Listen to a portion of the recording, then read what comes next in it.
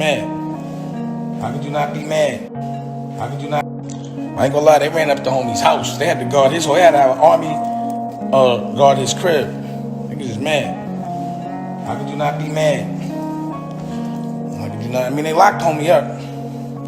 You know? But I think what I'm curious to know is the dude that actually called the police, supposedly, and said the homie did like a fake check or something for no reason. I think, it's almost like right now, if you a white woman or a white man and you call the police on a black man that didn't do nothing, that's an attempt murder. Period. That should be looked at as an attempt. Word. Because you never know, you get into an argument with somebody and then they call the police and you ain't do nothing and you black. They might fucking put their knee on your neck. You see they locked up the black CNN dude? That shit is crazy. On TV, they didn't even give a fuck. Homie like, yo, this is CNN. He like, nah, we gotta humble you. That's all they wanted to do was humble him. Humble him, let him out, and maybe make sure he might get infected wherever he went real fast. That was fucked up. They always want to humble us, man. That's why you see dudes like Vlad TV and Adam 22, they want to say that I'm disrespectful or humble me because I question why they're even speaking on my culture. I'm difficult. I'm on a blacklist for even speaking. A big bum ass blackball list. I'm never on. That's the type of shit I don't like, man. This narrative they try to create. Oh, a motherfucker's disruptive and disrespectful if he is aware of his self-worth and demands respect for his culture. That's crazy. That's crazy. And that's what it's been with me the whole time. Oh, he's a black man that speaks up for himself? He's crazy. There's a black man that don't let white people rob him or talk to him any old kind of way? I'm nuts? Come on, man, y'all nuts. Pause. Letting weak motherfuckers and nerds tell you what to do. Legally. Ain't shit I'm doing illegal. Not a fucking thing. It ain't illegal to know who you are. I'm not disruptive because I have confidence, because I won't let you disrespect me or my business. Come on, man. That's how they humble us. You speak, we're gonna label you. Man, we gotta start speaking. We gotta start doing things that are intelligent. That's how we win. Stop looking the other way just for a buck. Everybody turns the blind eye because they say they gotta eat. That food is not good. That's not good food. That's the food that kills you quick. But how we know the tricks and we still do it? It's like certain things happen every 10 years. Like this is, again, like I saw this is Rodney King, right? This is 10 years, every 10 years, or every, and, probably things have gotten better because there wasn't a reaction like this before. Before it would happen and no one would get this mad unless it was covered. But now it's covered so much, people are just consistently mad. But I don't know. Like, I'm curious to see that people have political responses. Like, there is no political response. That should be dead wrong. And that is very reflective of, because I've been in that situation. Oh, the other shit was crazy was the woman in the park. I've had that happen to me so many times. Like, if a white woman doesn't like what I'm saying, they automatically get on a black man that's a black man. I'm like, what are you talking about? Always that aggression. I mean, I know what that feels like. I'm glad they caught that one more time. But the thing that people aren't understanding, that people are catching on tape, this is the shit we're used to. We're desensitized to this. A lot of us that see this every day, that feel this every day. Because I'm in a place where there's not many people like me that are like, bosses on their own businesses. I constantly have to deal with people that from another culture that aren't used to a black man speaking up. Really, mate? And it's a form of racism when someone's surprised that you could have a voice. That's racism if someone says, how dare you ask a question about something you don't like about what's happening to you? How dare you question my system? That's racist. I've been dealing with that shit every day. But I'm not like rioting about it. I'm just not playing in that system. See, the thing about the police is I gotta go outside. In business, I ain't gotta go to your business. But I gotta go outside. It's not like you can be independent of the police. It just doesn't make logical sense. You do need the police. If anybody loses their wallet, they get robbed, or somebody break in your house, you going to the police. I don't care how much you hate them. And out of 100 people, police or not, there's always going to be 10 bad ones.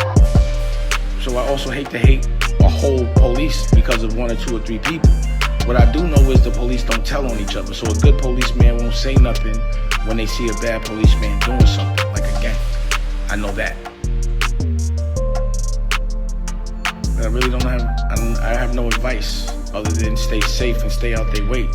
The reason why I always had a driver since I was like 20, in my 20s, was because I was young. And I had a car when I was like 15. And that was the only way the police could get with me, is when I'm driving the car. All the other shit I was doing, can't touch me. Anytime I saw some cuffs, it was usually because I was behind the wheel without a license and they had the reason to go in the car and this, that, and the third. My point is, I've been living a life of trying to avoid the police since I was a criminal. And I haven't been a criminal since I was, like 30 years ago. Way past statute of limitation time. With no bodies. So I'm what do you call that? PTSD? I've always had PTSD of the police. Every time I'm with my girl and she's driving and the police come anywhere near me, I get scared, start looking around.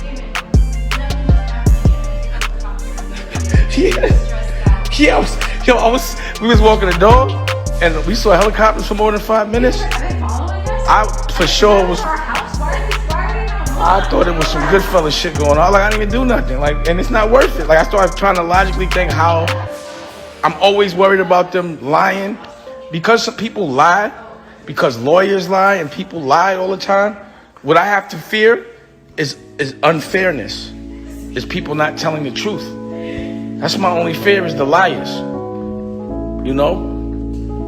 The people that just hate themselves so much that they don't know how to do anything but distribute hate. I don't understand how someone would want to take a life for no reason. Why they would want that on their conscience. What kind of dark individual is that? Can't nobody tell me to kill somebody.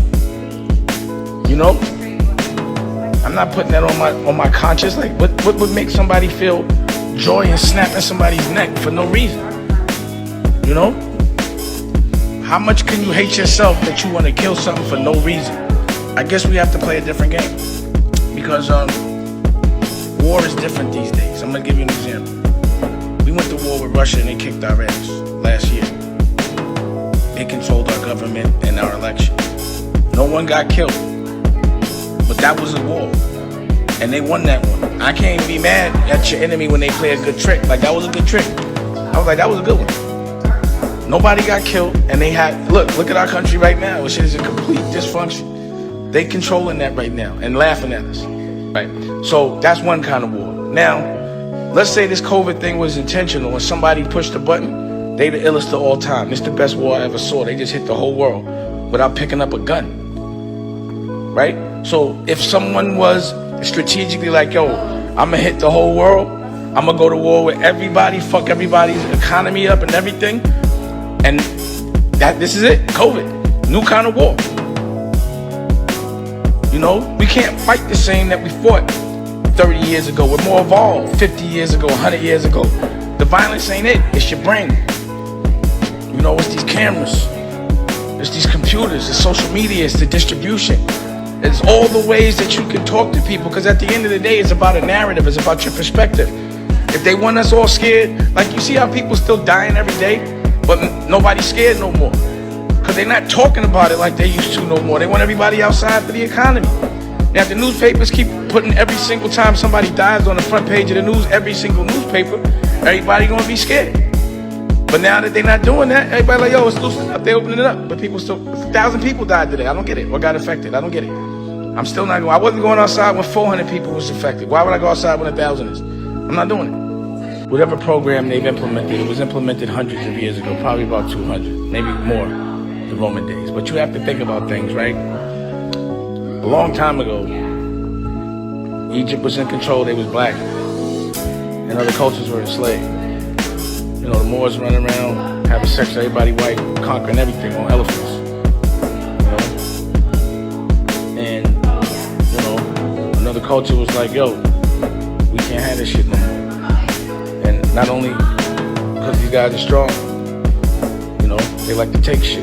They're taking over everything. So when we get the rock, we have to make sure we keep it for a while, for our family. So there was a plan implemented to control us, to govern us, to keep strong people in control, to keep us thinking we need weak people. Why do strong people think they need weak people to survive? It makes no sense. That's programming to be thinking that shit. It's a program, it's a plan. And the thing is, this lasted about a couple of 100 years. They had us for that. But there's awareness now. So now we have to make a plan so the right people stay in control for the next couple of 100 years. So our kids ain't got to go through this. But what is that plan and who's going to implement it? So, does anybody have any answers? I'm asking, you know? Like, I'm not going to pretend I know something I don't. I can't tell somebody to do something I wouldn't do myself. It ain't nothing I can tell y'all to do right now but make a television network, because that's all I'm doing. Make some content. Get smart. Believe in yourself. You know, I'm not one for really complaining. I'm one for making a plan. What's the plan? I'm looking for somebody to give me a plan. I need it right now. I need a plan. I ain't gonna lie. This shit gotta stop. You know? Because I've been the guy that, you know, y'all know me, right? I keep a camera on to protect me. And that camera did not protect that dude. Like, I would have been the fuck, what are you doing? There's a camera on you. What are you doing? Nigga didn't care. He was posing. Shit is nuts. There are 2,700 robocalls made every second in the U.S. You might have been on the receiving end of one today. Yeah, there are dozens of apps that...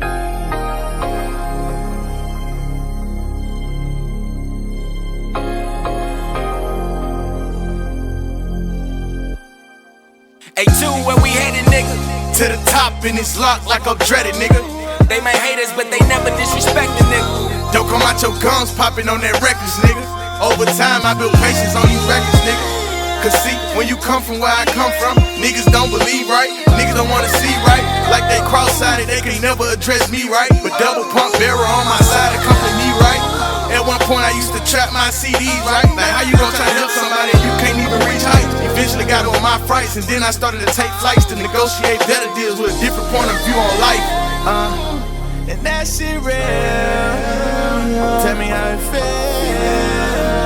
Looking at the stars through the roof. A2 where we headed, nigga.